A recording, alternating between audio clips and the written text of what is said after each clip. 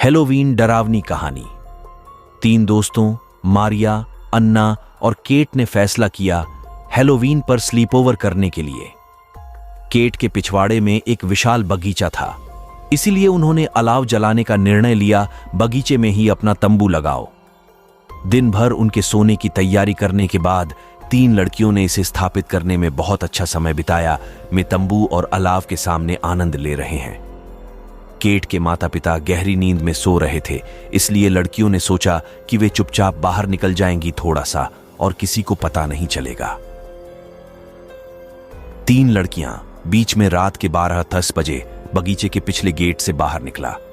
वे सड़कों पर घूम रहे थे, हूटिंग कर रहे थे और खिलखिला रहे थे। वे अपनी बात कहने का इससे बेहतर कोई तरीका नहीं जानते थे। उनकी पहली झलक का उत्साह।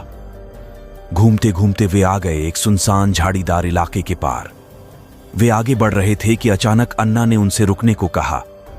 उसने कहा कि उसने कुछ अजीब सुना है, झाड़ियों से आ रही आवाजें। जब तीनों लड़कियों ने गौर से देखा तो भूरे बालों से ढका हुआ कुछ देखा। सफेद बालों वाला जो कुछ भी था वह कुछ खा रहा था। उन्हें लगा कि यह कोई जंगली जानवर है, पास के घर के एक छोटे पालतू जानवर का शिकार करना। लड़कियां अपने भोलेपन में शुरू हो गईं, जानवर की ओर पत्थर फेंकना।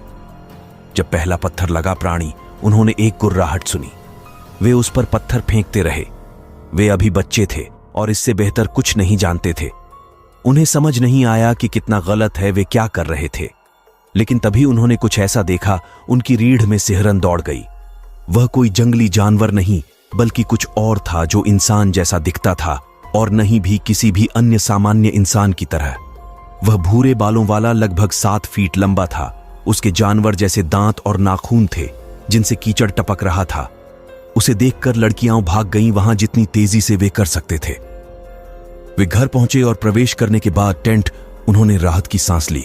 वे बात भी नहीं कर पा रहे थे इसके बारे में एक दूसरे के साथ। अन्ना उन सभी में सबसे सख्त थे और उसने सुझाव दिया कि उन सभी को अब सो जाना चाहिए, शायद इससे उन्हें थोड़ा बेहतर महसूस होगा। उन तीनों को अंदर डाल दिया गया। तंबू और सोने की कोशिश कर रहे थे।